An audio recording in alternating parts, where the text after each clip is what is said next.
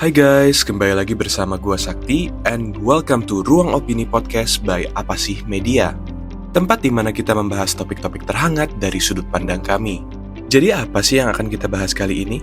Oke guys, akhir-akhir ini kan lagi banyak banget yang diperbincangkan ya soal salah satu topik yang mungkin lagi hits banget nih teman-teman ya di Indonesia, yaitu hashtag kabur aja dulu. Nah, hari ini kita lagi bersama dengan teman-teman rekan-rekan juga ya, yang sudah pernah mungkin kuliah, bekerja, ataupun sudah pernah S1 dan S2 di luar negeri juga. Jadi mungkin pertama-tama gue pengen tanya dulu ke Bro Russell, apa sih menurut lu yang membuat hashtag kabur aja dulu ini booming banget? Perspektif lu sebagai siswa yang pernah belajar di luar negeri, Bro. Ya, menurut gue sih sebagai siswa yang pernah kuliah di luar negeri ya, khususnya buat yang kalian belum tahu, nama gue Russell dan gue dulu sempat kuliah di Coventry University, ngambil S1 juga, dan sekarang tinggal di UK. Dan menurut gue, kenapa hashtag ini bisa booming itu, ya karena mungkin keresahan masyarakat Indonesia kali ya. Terhadap pertama salah satunya pendidikan di Indonesia dan juga perspektif dari pekerjaan-pekerjaan yang ada di Indonesia gitu loh. Karena sering sekali pekerjaan-pekerjaan di Indonesia itu ya kalau secara angka dan gaji segala macam ya itu kan sering dibandingkan dengan kerjaan dari luar lah ya, istilahnya kayak gitu. Tentunya pas gua datang sini sama sekali belum booming yang namanya hashtag kabur aja dulu ya. Melihat trennya sampai booming gitu loh di Indonesia, menurut gua sih itu emang Pendidikan berarti, Bro, ya. iya ada 1-2 hal yang menarik diungkit untuk kita semua bahas lah ya. Menarik nih guys. Ini kalau gue boleh gali lagi, kan tadi sempat ngomong juga nih Bro Russell soal salah satu tolak ukurnya mungkin daerah pendidikan ya. Kalau lu sendiri apa sih kalau boleh tahu alasan lu datang ke UK ini, dan apa yang menurut lu membuat pendidikan di Indonesia dan UK ini sedikit berbeda? Kok mungkin spesifiknya Coventry University kan ya? Iya. Kok milih Coventry? Kan banyak ini kampus di UK lah, misalnya udah milih mau ke UK pun. Hati-hati jangan sampai dicabut nanti guys. Waduh,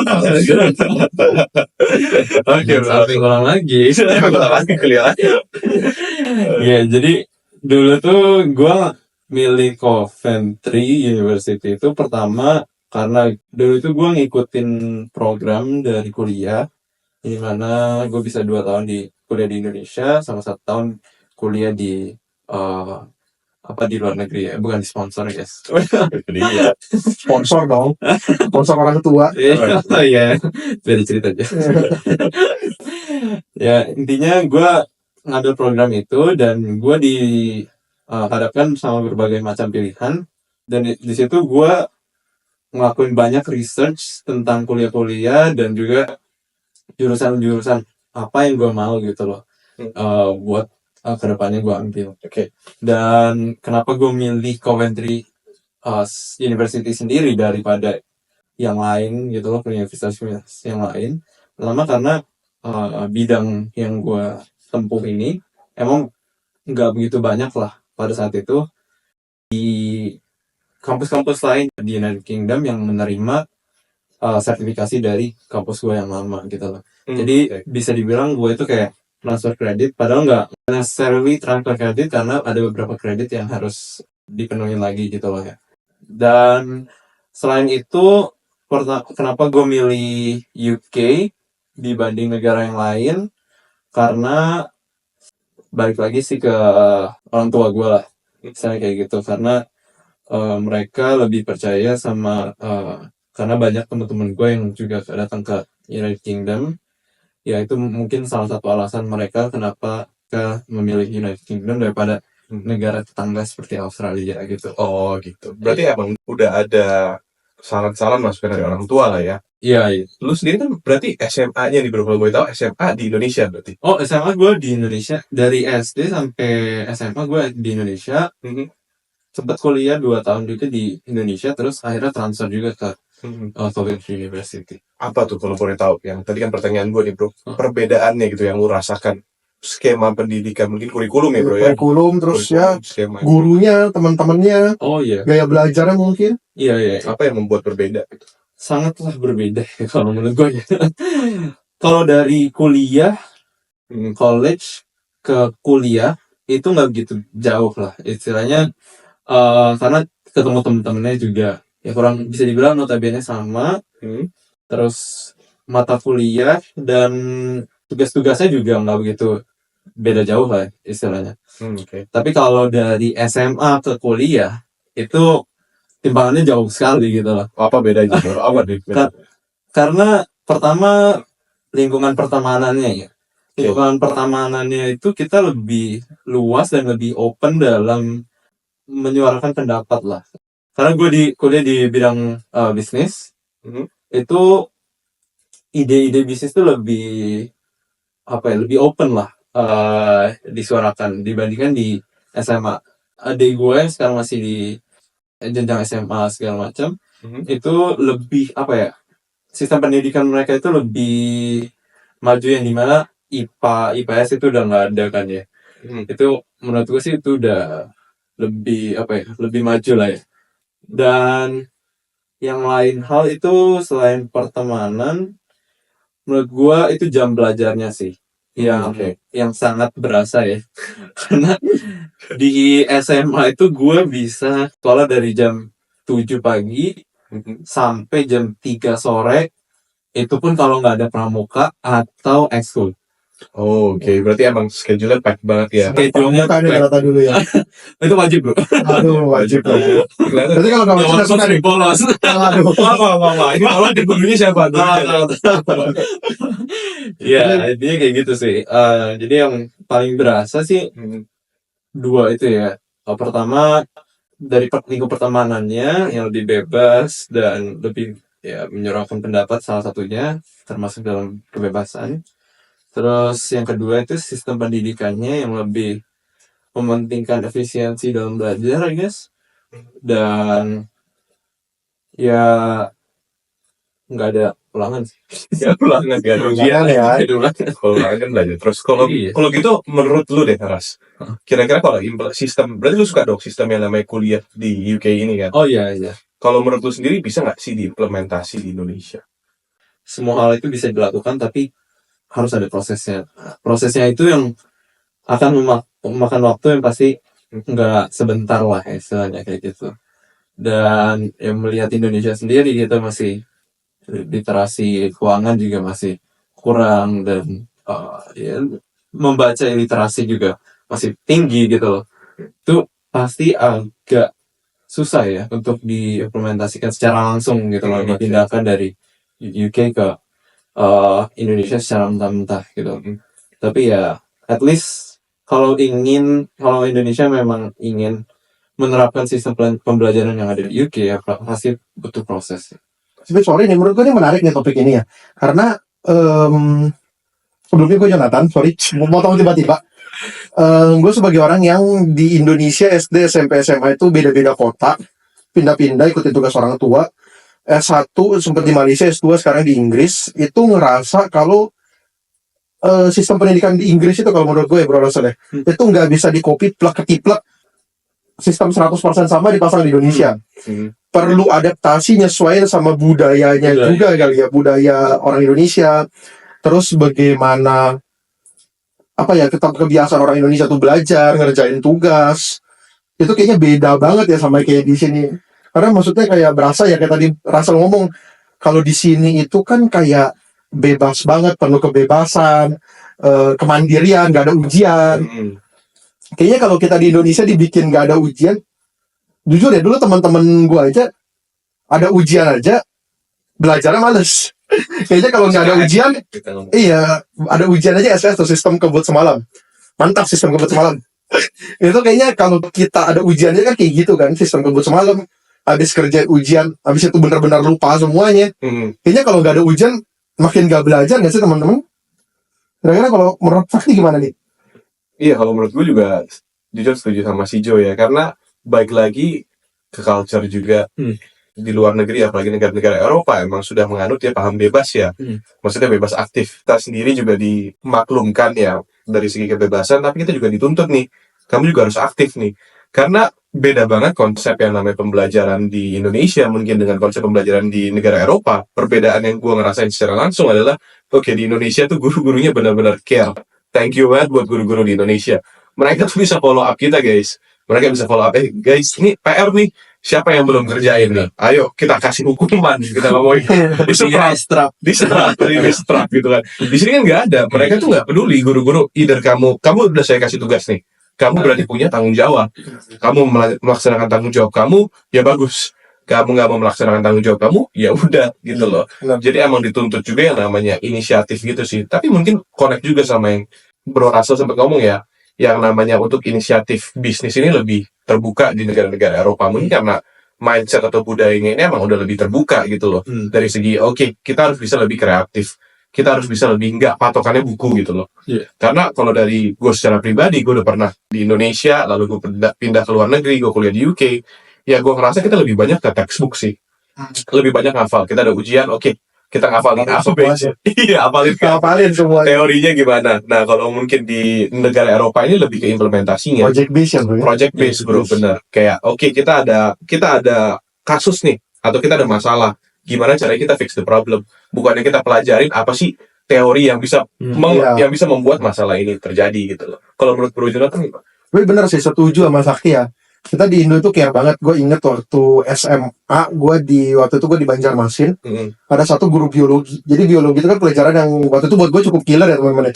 Karena banyak banget kan belajar kingdom. Waktu itu gue inget ada satu bab bahas fungi. Jadi kita bener-bener ngabisin waktu berjam-jam belajarin jamur. Jujur sekarang nggak berasa kepakainya apa, tapi gue ingat, jadi gue dan teman-teman itu banyak banget yang remedial lah, merah gitu kan, remedial. Nah terus sama guru ini benar-benar care, jadi dia benar-benar ngorbanin jam makan siangnya dia. Jadi kalau di sekolah gue itu jam istirahat murid sama guru kan sama ya, kita istirahat, mereka juga jam makan siang.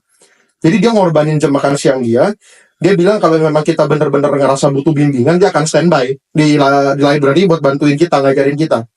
Dan kebetulan memang akhirnya gue dan beberapa teman-teman juga bener-bener manfaatin peluang itu, kita belajar, kita datengin dia di jam istirahat kedua, dan kita bener-bener belajar, dan ya berkat bimbingan dia juga akhirnya bukan sekedar buat lulus ujian ya, tapi akhirnya ya walaupun saat ini setelah lewat 8 tahun bener-bener lupa semuanya, tapi at least pada saat itu untuk 1-2 tahun itu bener-bener, oh ini tuh maksudnya kita belajar ini tuh gunanya apa tuh kita ngerti.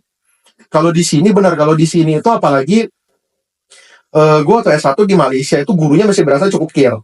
Jadi mereka itu mungkin karena masih budaya sama-sama Asia ya bro ya. Jadi mereka itu masih ada, kalau nggak datang kelas dicariin. Kalau misalnya mereka masih suka bikin grup WA bareng. Jadi kalau kita ada yang nggak datang kelas, dia WA tuh, dia tag-in satu-satu. Kok kamu nggak datang, dicariin.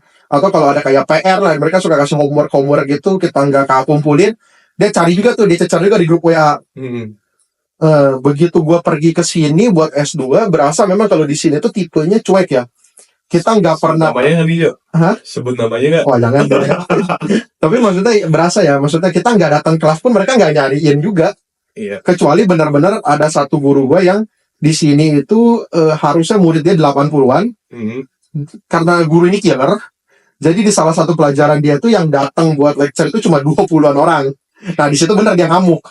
Karena dia mungkin merasa tersinggung ya. Cuma maksudnya dia nggak punya rasa care lebih untuk cari tahu kenapa sih pada nggak datang. Iya. Jangan sakit, atau kalau seramainya apakah dia ngajar yang nggak seru atau ngebosenin. Ya mereka nggak peduli sih kayaknya. Ya mereka life must go on aja, show must go on aja. Tapi yang gue sadar itu kalau untuk guru-guru Indonesia sebenarnya pengorbanannya sih luar biasa loh teman-teman ya. Sebagai orang yang udah pernah atau siswa-siswa yang udah pernah di Indonesia dan luar negeri, gue ngerasa kayak di UK, di negara-negara Eropa ini, sosok seorang guru, sosok seorang yang namanya dosen itu sangat diapresiasi banget, men. Mereka bisa dapat banyak banget tunjangan-tunjangan, hal-hal yang dapat support mereka untuk sebagai guru. Semua orang pengen berlomba-lomba jadi guru, guys. Cuma di Indonesia aja, ya ibaratnya guru tanpa tunjangan tersebut yang mungkin gak sebaik di negara-negara Eropa, tapi mereka masih bisa berjuang demi pendidikan dan lain sebagainya. Itu benar-benar gue apresiasi banget sih. Benar sih, apresiasi. Guru-guru keren guru-guru. Nah, kalau sekarang gue pengen nanya ke Jo nih. Kalau lu kan sempat singgung juga nih, ini kan benar-benar aspek menarik nih. Karena lu kuliah, lu pernah di Indonesia, ya kan? lu lanjut lagi S1 lu di Malaysia ya bro ya. Iya benar. Lu lanjut di Malaysia nih, berarti ya udah hitungannya luar negeri, tapi masih negara Asia Tenggara. Masih dekat lah, bisa Masih tetangga. dekat, masih tetangga. Lalu lu ke Eropa. Nah, perbedaannya apa tuh dari 3 negara itu? Makanan beda. Mana beda? Makanan beda. Di Malaysia masih gampang ya nyari makanan Indo ya. Makanannya juga masih mirip-mirip. Nasi lemak itu mirip banget nasi uduk kita sebenarnya. Beda di sambal doang. Yang original yang mana bro?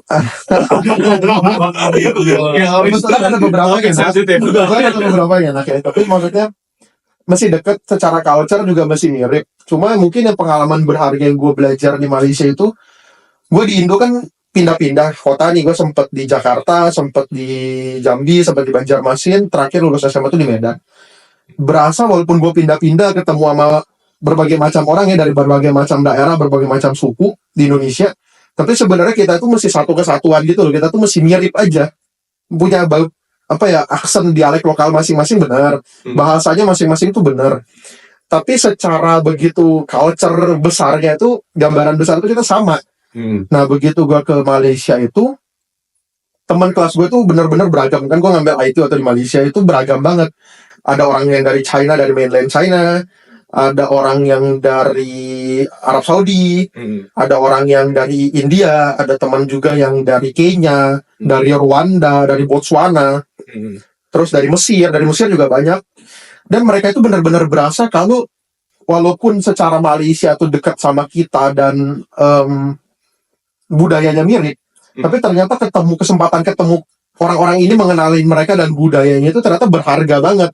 Sehingga mungkin kalau buat gue ya, pada saat gue datang ke Inggris lebih beragam lagi, menambah teman-teman yang dari orang Eropa, orang dari misalnya dari Rusia, dari Ukraina, itu ternyata nggak jadi kaget gitu loh, nggak kaget kalau ternyata beda.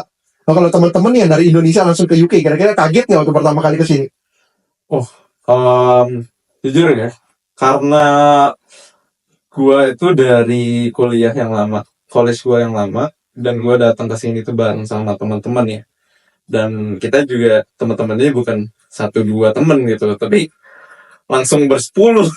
Langsung bersepuluh dan biasa. Jadi nggak begitu berasa sih culture shock. Itu gue nggak begitu ngerasain yang namanya culture shock, dan terhadap culture di luar ini gue nggak begitu. Tapi kalau mungkin ini kan bagi gue ya, mungkin pendapat dari setiap orang kan berbeda-beda. Mungkin dari teman gue sendiri nih, yang langsung paguyubannya. Iya, salah satu paguyubannya. Langsung. Kalau dari gue secara pribadi sih mungkin nggak dibilang culture shock banget, enggak ya. Cuma lebih ke weather shock sih. Weather shock ya tuh. karena cuacanya benar-benar perubahan signifikan banget. Iya, dan kan di Indonesia nih kita terbiasa kan 2 musim ya teman-teman ya, panas sama panas banget, paling hujan sama hujan lah. Nah kalau di sini tuh benar-benar ada winter lah, ada summer, dan winternya ini benar-benar dingin banget. Tapi emang value banget sih yang namanya lingkungan pertemanan di sini yang sangat diverse banget, karena itu benar-benar membuka wawasan banget bahwa ya kita di luar sana tuh masih banyak banget teman-teman ya, mungkin kebudayaannya berbeda, gaya pandangnya berbeda, prinsip mereka soal yang namanya karir juga berbeda. Itu sih yang benar-benar menjadi aspek yang paling unik, terutama dalam lingkungan, nggak hanya dalam lingkungan sekolah, tapi dalam lingkungan kerja juga, karena working culture-nya juga berbeda. Tapi satu hal yang benar-benar membuat gue ngerasa unik ini, apalagi yang kita bahas lagi lah, kita balik lagi ke topik yang seperti kita ngomongin tadi ya, hashtag kabur aja dulu nih, adalah nggak akan yang namanya pernah kita bisa menghilangkan unsur atau aspek bahwa kita adalah orang Indonesia gitu loh. Kayak Bro Jonathan misalkan ngomong dari segi makanan, masih kangen makanan Indonesia kan, masih kangen makanan Indonesia. Bro Russell juga masih kangen sama Indonesia gitu loh. Kita juga masih sering banget dan kepengen banget tiba-tiba makanan Indonesia. Dan secara notabene, walaupun gue secara pribadi kita ngomong dari aspek orang yang udah bekerja lah ya, gue udah bekerja secara profesional juga. Puji Tuhan gue bekerja di UK as a digital marketing executive, dan gue ngerasa oke, dimanapun gue pergi gitu loh, kalau orang nanya sama gue, lu orang mana bro, lu asal dari mana? Karena jujur emang di kantor gue tuh rata-rata 99% gue bilang ya orang lokal gitu loh. Ya gue salah satu yang namanya ada beberapa orang lah, tapi gue salah satu dari yang emang asalnya tuh jauh banget gitu loh, dari Asia Tenggara kan, dari Indonesia. Dan gue selalu I'm very proud buat ngomong yang namanya oke, I'm Indonesian. Walaupun terkadang aduh kadang-kadang sedih guys. Sedihnya gimana? Mereka nggak tahu Indonesia. Iya bener. Mereka nggak tahu Indonesia dan Indonesia. Bali. Oh, Bali. Bali. Atau Bali is a country. Ya, itu Bali sekali. Yo. Ya, dia pikir Bali itu suatu negara. Tapi back again, gue bangga banget as an Indonesian gitu loh. Apalagi gue sudah masuk rancah karir ya. Udah masuk rancah ruang karir. Ini benar-benar proud banget sih yang namanya. Oke, gue bisa kontribusi nih. Ibaratnya as an Indonesian bisa bekerja di luar negeri gitu loh. Tapi balik lagi ke perspektifnya, emang kalau kita ngomong dari perspektif perbandingan karir, karena gue juga ada kesempatan untuk sempat berkarir juga di Indonesia, sempat magang dan berkarir di Indonesia, dan sempat berkarir juga di luar negeri, emang terasa banget yang namanya perbedaannya. Mungkin kalau dari segi aspek budaya juga yang sempat Brojo singgung ya, kebudayaan dari berbagai orang ini beda-beda. Kebudayaan bekerja juga berbeda, yang gue bener-bener ngerasain banget ya. Yang namanya working culture di sini tuh benar-benar lebih apresiasi sih untuk yang namanya work and life balance gitu loh. Oke, lu kerja jam segini sampai jam segini, lu log off. Lu udah nggak dituntut lagi untuk kerja A, B, C setelah waktu kerja lu selesai gitu loh. Dan yang benar-benar gue ngerasain itu adalah begitu gue kerja adalah oke, gue udah terspesialisasi nih teman-teman. Terspesialisasi dalam arti apa nih? Jadi lu udah misalkan lu ngurusin SEO buat website, ya lu fokus buat SEO di website gitu loh. Lu fokus misalkan di content creation ya, berarti fokus karir lu ini ya di digital marketing atau content creation gitu loh. Jadi udah lebih terstruktur gitu loh. Jadi jarang banget ada yang namanya ad hoc, kalau kita ngomongnya ad hoc task ya, atau tugas-tugas yang tiba-tiba gak dalam ruang lingkup lu, gak dalam job description lu tiba-tiba datang. Itu jarang banget gitu loh. Jadi emang untuk pengembangan, kalau emang udah pilih satu career path nih misalkan, gue secara pribadi gue pick digital marketing kan. Jadi gue udah ngerasa nih, seiring dan berjalannya waktu gue bekerja di sini, gue ngerasa career path gue tuh emang udah mengarah ke sini, karena emang pekerjaan gue tuh lebih terspesialisasi ke arah sana gitu loh. Itu yang bener-bener gue ngerasain perbedaannya dengan Indonesia gitu loh, dalam ruang lingkup karir. Walaupun terkadang-kadang yang kita ngomongin pro dan kontra ya teman-teman dari dua sisi ya, karena koin kan selalu ada dua sisi ini. Yang gue ngerasa gue lebih comfortable mungkin di budaya Indonesia adalah kita tuh toto kromo guys. Kita ramah banget, yang namanya kita datang ke kantor, kita bisa komunikasi dengan baik, kita bisa berteman tuh lebih gampang rasanya ya, berteman, bisa ngobrol dan lain sebagainya. Dan kalau di budaya sini tuh lebih kayak mungkin lebih individualistis ya bro ya. Jadi kayak gue datang ke kantor, gue punya kerjaan, gue udah tahu kerjaan gue yang mana, dan gak ada yang namanya micromanage. My manager gak pernah yang namanya micromanage guys. Jadi kayak lu udah tahu tas lu apa kan, lu tahu nih lu udah login ke laptop lu atau ke komputer kerja lu udah tahu tas lu tuh apa yang lu harus lakuin itu apa. Lu dituntut buat yang namanya inisiatif. Kalau lu gak ada kerjaan lu cari sendiri, bukannya gue yang cari lu kerjaan gitu loh, gue yang nambahin kerjaan lu, enggak gitu loh. Tapi at one time gue ngerasa komunikasi gue dengan rekan-rekan kerja gue ini sangat minim, karena mereka terfokus dengan kerjaan mereka, gue terfokus dengan kerjaan gue. Jalinan komunikasi atau persahabatan ini tuh sulit untuk terjalin. Kalau di Indonesia kan, kita datang aja ke kantor, pagi bro, misalkan Bro Jonathan, pagi Bro Jonathan udah makan belum? Gitu. Jadi Siang makan siang bareng, jalan bareng. Itu mulai gosip ya sih. Wah, itu salah satu. itu kita aja Gosip di kantor, politik di kantor. Politik, nah itu. Tapi ya kalau di sini ya mungkin lebih minim ke arah itu ya. Mungkin lebih baiknya ya lebih minim yang namanya politik kantor. Sebenarnya masih ada sih ya, dimanapun masih ada. Cuma yang namanya lebih minim yang namanya gosip-gosip atau politik kantor. Tapi at one side lu ngerasa you're a stand-alone entity sih. Lebih kayak lu tuh ya lu udah dipercayain sama perusahaannya gitu loh ya. Iya, jadi kayak dari konsepnya itu mungkin mirip kayak kata Jo. Budayanya itu emang udah dituntut buat lu ambil inisiatif dari zaman lu sekolah, mungkin dari zaman mungkin dari mereka kecil kali ya udah digituin kali ya. Iya, jadi lebih ke arah sana. Jujur kalau misalkan gue disuruh tanya lebih suka yang mana, gue bilang sih ya both sih sebenarnya buat gue ya, walaupun kalau untuk fokusnya itu yang berbeda, kayak goal utamanya itu berbeda. Kalau misalkan gue ngomong kenyamanan nih, yang namanya gue nyaman ya, gue lebih nyaman di Indonesia guys. Gue bisa selesai kantor makan bakso ya, kangen bakso guys. Nah itu pasti bisa lebih enak lah. Tapi kenapa gue pilih berkarir di luar negeri ini sebelum yang namanya ada hashtag atau yang lagi booming itu ya, karena gue lebih prefer yang namanya gue pengen meningkatkan yang namanya skill sets gue sebelum mungkin inevitably lu nggak tahu mungkin gue bakal balik ke Indonesia juga ke depannya, you never know right. Tapi gue pengen banget yang namanya mengembangkan karir gue, dan gue ngerasa emang di ruang lingkup negara Eropa ini lebih terbuka gitu loh, yang namanya untuk specialize in one field itu lebih memungkinkan. Kalau lu kan udah ada pengalaman kerja juga, lu gimana tuh? Gue kerja kebetulan sempat intern juga di Indonesia, tapi belum pernah di UK sih. Cuma kalau lihat ya kayak teman-teman juga ya berasanya gitu sih. Di Indo itu kita masih ada sense of belonging ya, kita satu tim gitu. Kita masih ya saling care lah kasarnya gitu. Kalau dia tiba-tiba nggak masuk, kita mesti nyariin dia kenapa ya. Kayaknya kalau lihat di sini ya berasa sih kayak masalahnya nggak usah jauh-jauh. Kalau kita kerja kelompok aja, teman-teman itu nyariin kita bukan karena mereka care. Teman-teman itu nyariin kita karena nggak mau tambah repot gitu loh, karena kehilangan satu orang. Iya.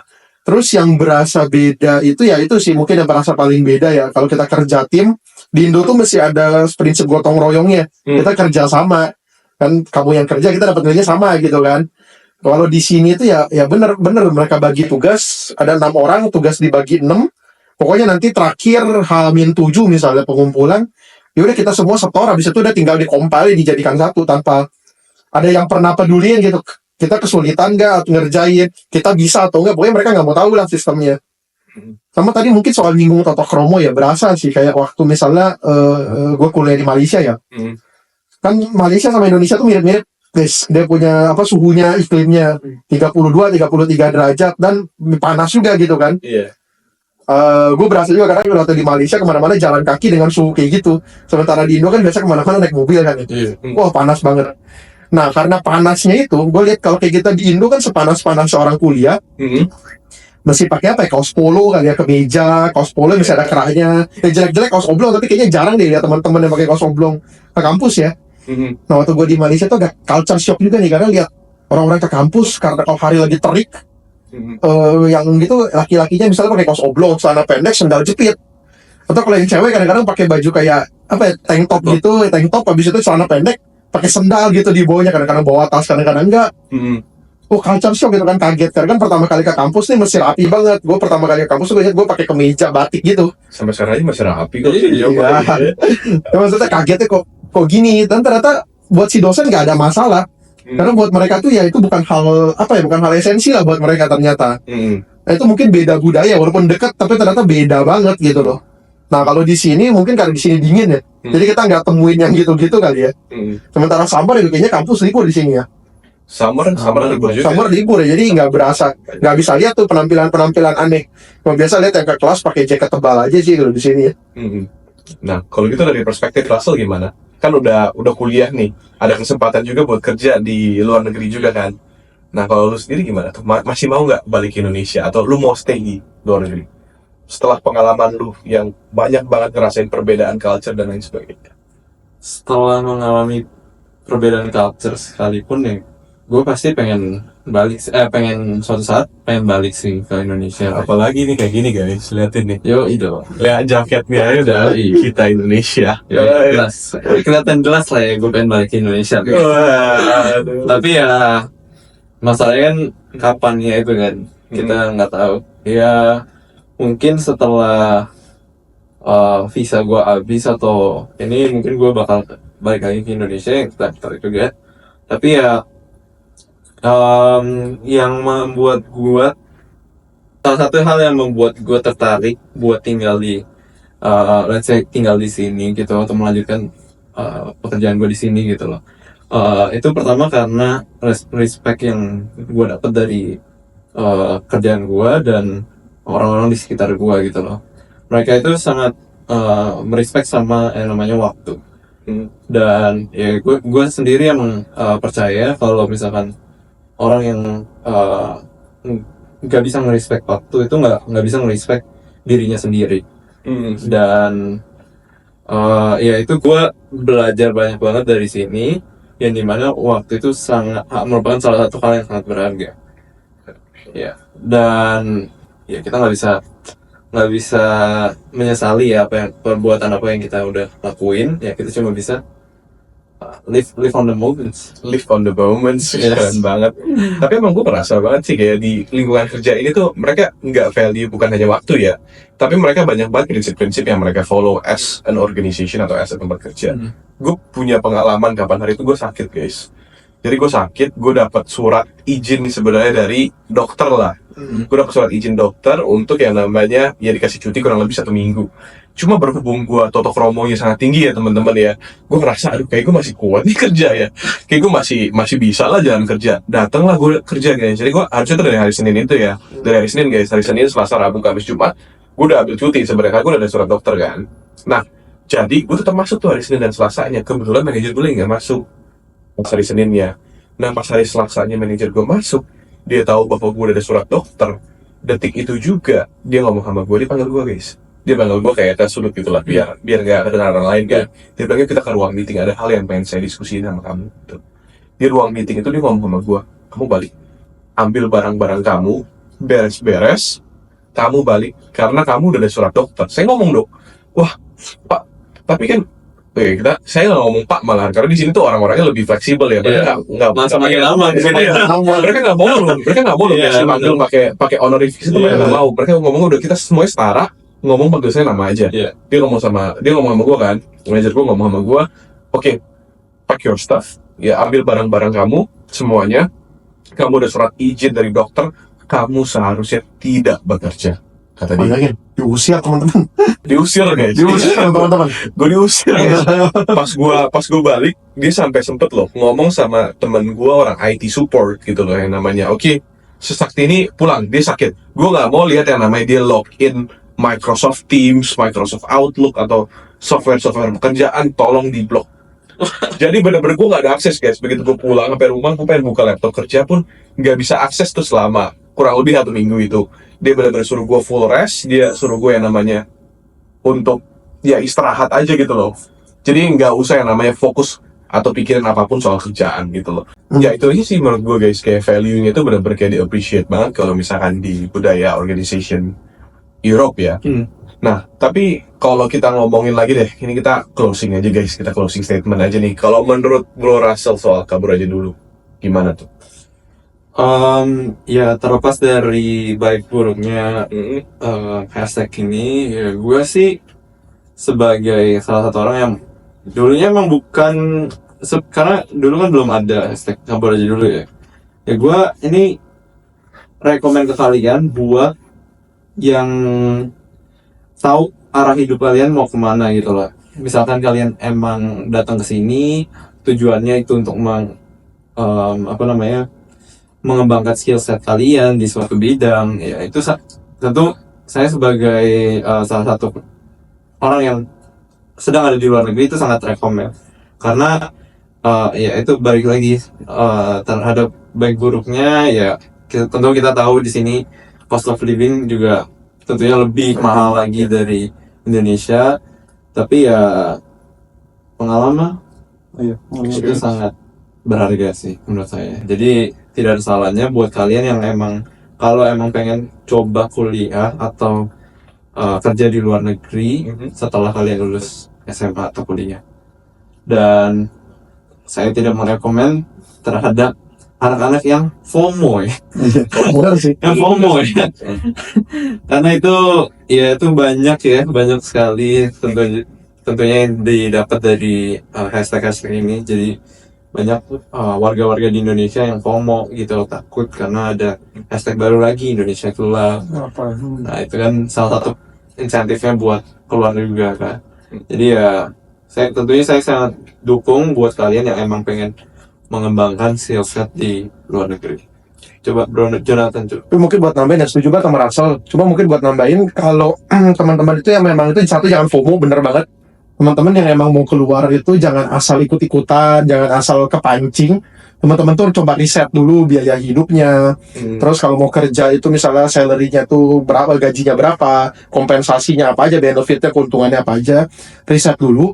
Dan kalau memang ada kesempatan, kalau gue pribadi sih jujur menyarankan ya teman-teman yang bisa keluar, nggak usah jauh, nggak usah misalnya kita dari Indo ke UK, yang deket-deket dulu aja, Singapura, Malaysia, Australia, China mungkin, Korea, Jepang, kemana aja, kita coba maksudnya memperluas horizon kita gitu, memperluas wawasan kita, ketemu orang-orang baru, belajar bahasa baru, belajar budaya baru, dan ya buat menambah aja supaya kita jadi orang yang semakin kaya pengetahuan, semakin banyak tahu, dan pada akhirnya ya suatu saat kan memang pada akhirnya kita misalnya kita kembali ke Indonesia pun, kita sudah jadi orang dengan pengetahuan dan wawasan yang lebih luas dibandingkan pada saat kita belum pernah meninggalkan Indonesia sama sekali. Jadi ya menimba ilmu lah sampai ke negeri Cina ya, kalau kata pepatah zaman dulu ya. Iya. Kemana aja lah jatuhnya. Itu sih mungkin sama ya itu sih bener, sekali lagi jangan FOMO, riset dulu apa teman-teman, cari tahu dulu. Zaman sekarang gampang ya, ada ChatGPT, ada Google, bisa cari tahu dulu lah sebelum memutuskan sesuatu, jangan tergesa-gesa. Tapi kalau ada kesempatannya sih ya ambil dulu aja. Oke. Gimana gue? Mungkin kalau dari gue secara pribadi sih mungkin menambahkan dari teman-teman aja ya, poin-poin dari teman-teman juga udah cukup konkret lah ya untuk implementasi buat teman-teman di rumah yang lagi nonton. Mungkin gue pengen nambahin satu hal aja, yaitu persiapan yang mateng ya bro ya. Bahwa ya kita kan banyak banget dibombardir nih dengan hal-hal yang bisa membuat kita FOMO, seperti kabur aja dulu, Indonesia Gelap kayak kata Bro Russell kan. Tapi balik lagi, kalau misalnya kalian pengen datang untuk kuliah ke luar negeri ataupun ujung-ujungnya kalian pengen berkarir di luar negeri, kan harus tahu dulu apa yang pengen kalian pelajari, apa yang pengen kalian jadikan sebagai pusat atau fokus pekerjaan kalian gitu loh. Dan persiapkan yang matang teman-teman. Jadi sebelum sampai ke luar negeri, kita udah sempat ngobrol juga ya panjang lebar ya, bahwa ya memang skill set orang-orang di luar negeri itu mungkin berbeda dengan skill set orang-orang di Indonesia. Jadi mungkin teman-teman harus benar-benar mempersiapkan dulu nih skill sets yang mungkin di ranah pekerjaan kalian yang kalian pengen ambil di luar negeri ini emang prevalent gitu loh, atau emang yang krusial buat kalian pelajarin. Contoh-contohnya adalah pekerjaan di digital marketing kayak saya, belajar soal SEO nih, atau misalkan belajar soal paid advertising, social media advertising, SEM, dan lain sebagainya. Itu mungkin adalah poin-poin krusial yang bisa membantu kalian gitu loh. Jangan ibaratnya langsung FOMO aja gitu loh guys. Kayak gue pengen cepet-cepet keluar negeri nih, aduh gue gak ada bekal apa-apa nih yang gue udah pelajarin di Indonesia, atau gue gak ada skill set yang bisa gue bawa gitu loh. Ya ujung-ujungnya kalian bakal masuk lagi ke ranah kompetisi yang sangat sulit gitu loh. Ibaratnya red ocean gitu loh, dimana orang-orang lainnya mungkin sudah memiliki skill set itu, mereka sudah persiapan yang matang dari usia mereka masih muda, udah terspesialisasi gitu loh. Sementara kita hanya mengikuti teman-teman aja gitu loh, atau mengikuti tren yang ada. FOMO gitu ya. FOMO. Intinya jangan FOMO lah teman-teman. Jangan FOMO teman-teman. Ya mungkin itu aja sih dari gue ya. Thank you banget juga teman-teman ya untuk hadir hari ini ya. Halo guys, thank you banget udah dengerin podcast kita. Kalau kalian suka dan merasa podcast kami informatif, jangan lupa untuk support kami juga ya melalui like, komen, dan subscribe podcast kami. Thank you semuanya dan sampai jumpa di podcast Ruang Opini kami yang selanjutnya.